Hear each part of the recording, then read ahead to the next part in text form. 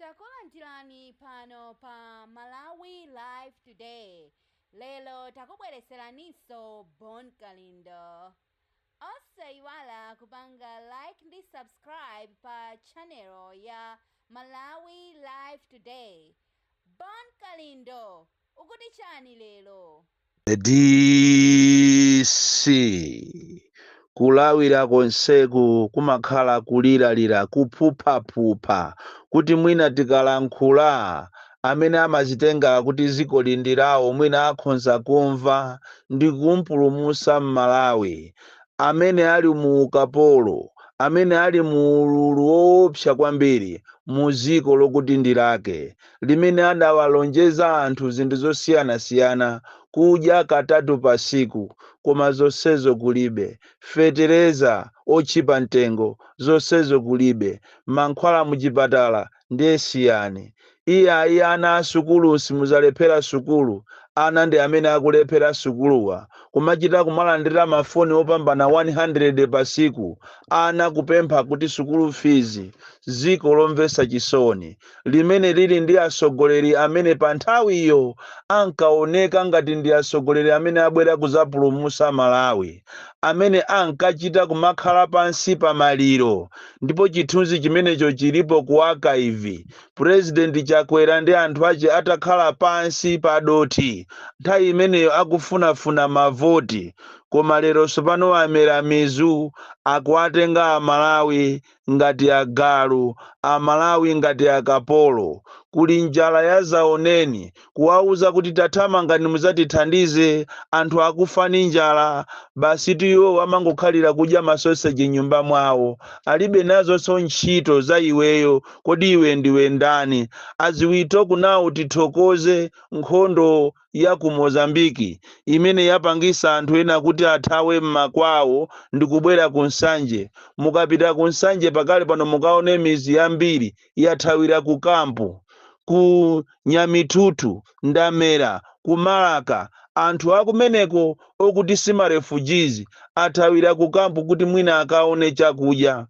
Ndipo ndizomvesa chisoni kwawo kwa akamangira uku andipakuyenera kuti inu akamangira akuvira ntowe mupite mukawatenge anthu chifukwa alibe transport. Tikunena pano athamangisidwa pa kampupo, atawazindikira kuti awawa ndi Amalawi sima refugees, athamangisidwa anthu. Chonsecho ndi njalatu, chonsecho ndi njala. Kapena mwina kuyimbira ku Ministry of Education kuti tingwauza minister paja kuli ma minister awiri, wa haya ndi winayi wa ng'onoyo, ati onsewo ndi ma minister koma mu ministry imodzi, kuti inu chifukwa cha njala komanso chifukwa cha kusowa kwa makobiri ana ambiri sanalipire mayeso. Tamuuze ni chief executive wa Manebu mugwirizane ulo mungosegula mwina kwa 1 week olo 2 days kuti Mungu alola ana amene akanika kulipira chifukwa cha kusowa kwa makobiri, amene ankapanga beganyo yopalira. Oyi ndithu alibe nazo ntchito, koma chilungamo chake nchonena kuti mupite mukapange kafukufuku monga amene ndapangira ine wachamba ine wa madrama ine. Kafukufuku akunena kuti ana ambiri sanalipire mayeso chifukwa cha kusowa kwa ndalama.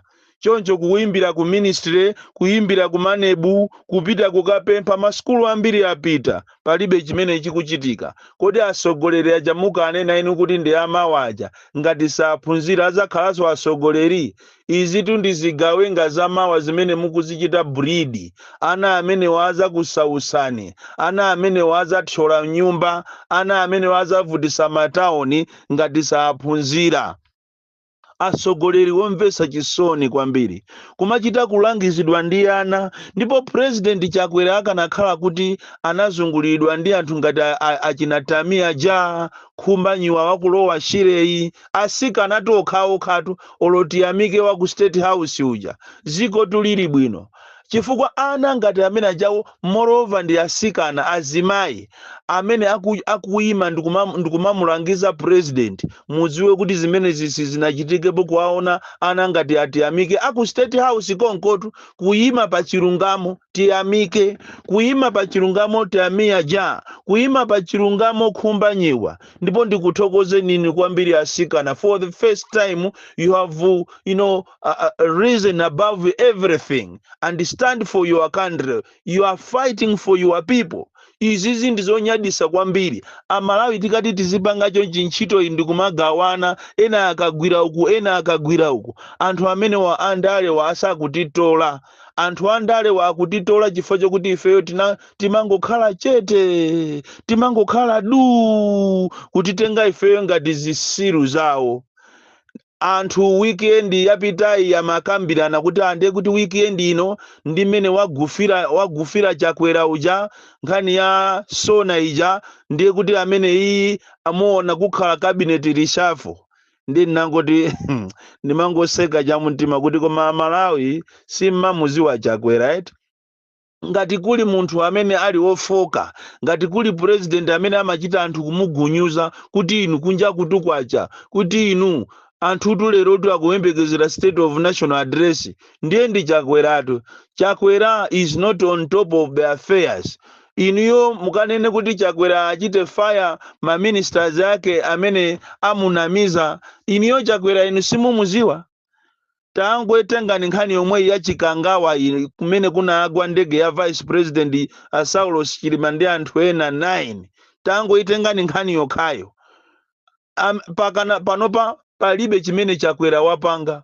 Akanakhala kuti Chakwera ndi dolo nthawi imene ijayo wonse amene anali responsible kha ku aviation, kha ku army, kha ku homeland security atachosa ntchito wonse for negligence.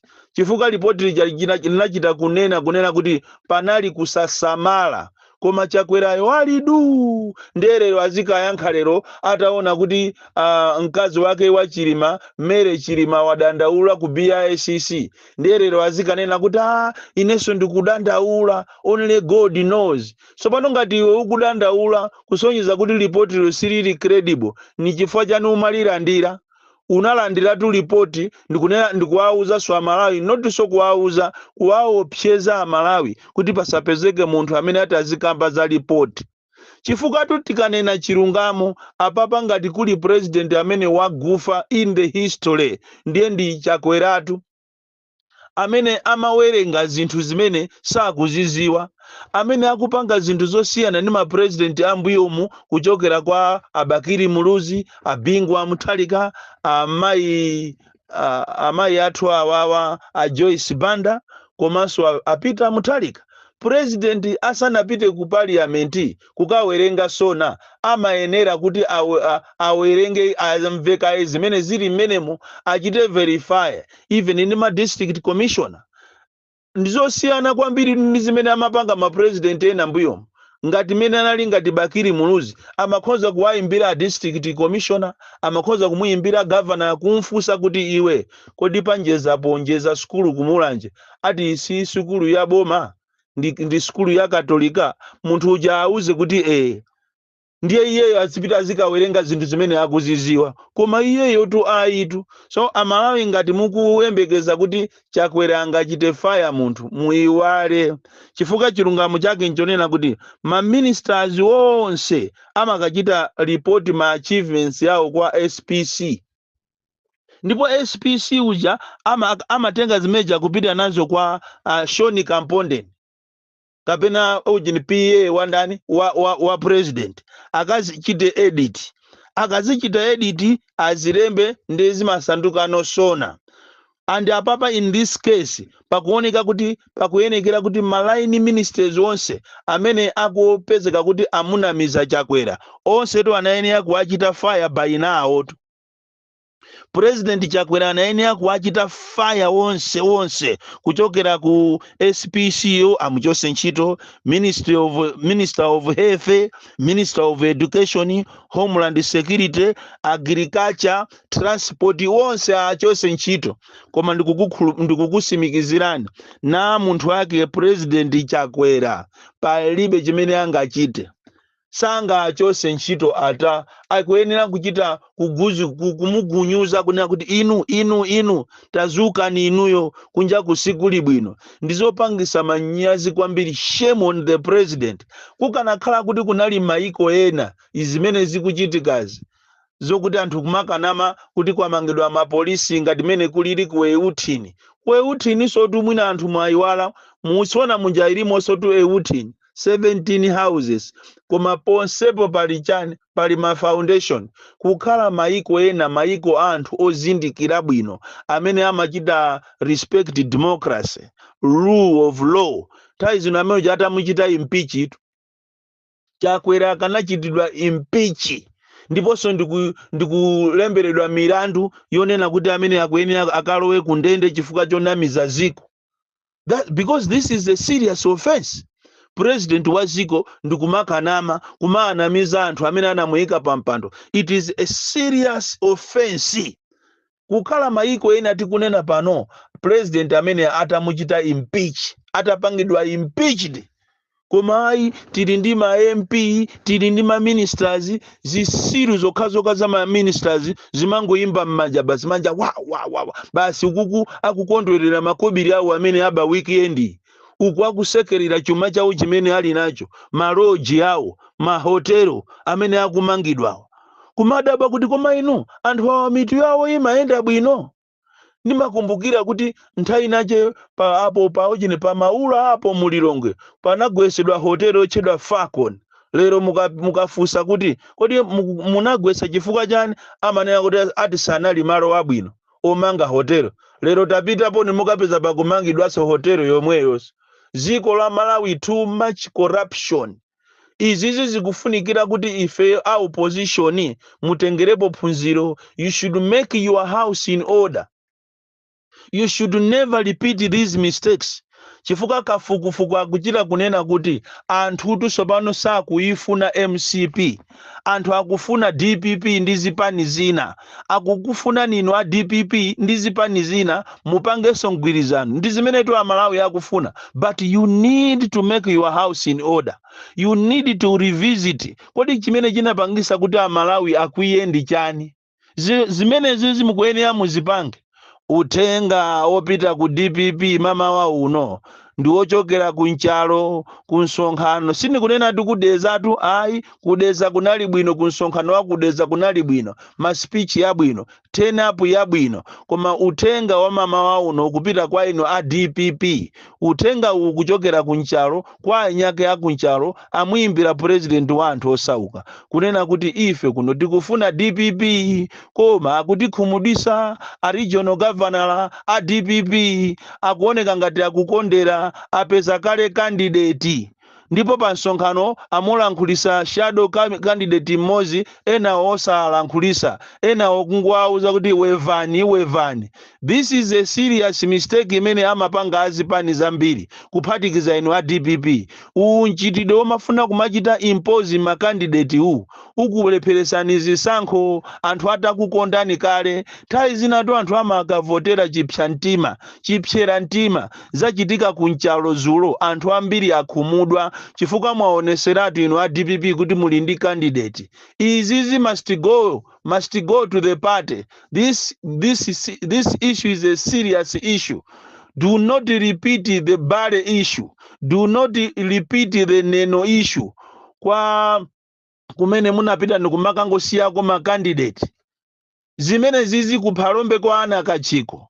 zimene zizi musazichite repeat, mwasiye anthu achite compete, mwasiye anthu apite pa ground apange ma primaries. Izi zomasankha ndi kuchita endozi munthuzi zikupwetekesani chifukwa anthu ndokupsa kale mtima, and si bwinonso in democracy ndikumachita impose anthu. Muzimva tu anthu inu muzimva, anthu ndi akukufunani kopsa, akunena kuti ndiye kuli bwino tibwereze zomwe zija kusiyana ndi izi chifukwa izi nzophetsa ana. So utenga umene uzili ndinu muutenge, zili ndinu musautenge. Koma ndikungokuwuzani inu a DPP zimene zachitika dzulo kuja kumachedwa ku nchalo, anthu akhumudwa chifukwa mwaoneseratu a regional governor kuti muli ndi munthu ku nchalo osakhala mashado, koma sono muli ndi MP kale amene inu achipani mwamuchita endozi.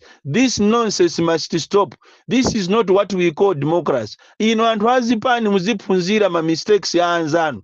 Akanakhala kuti anthu ena amaphunzira ma mistakes ya anzawo, ndetu ndi awa MCP akanakhala osintha. Koma ndi afiti eni agalu eni a satanic eni angoba kumamunamiza president. Koma mukuona president wawo sanga achite fire, ndi president wofoka kwambiri.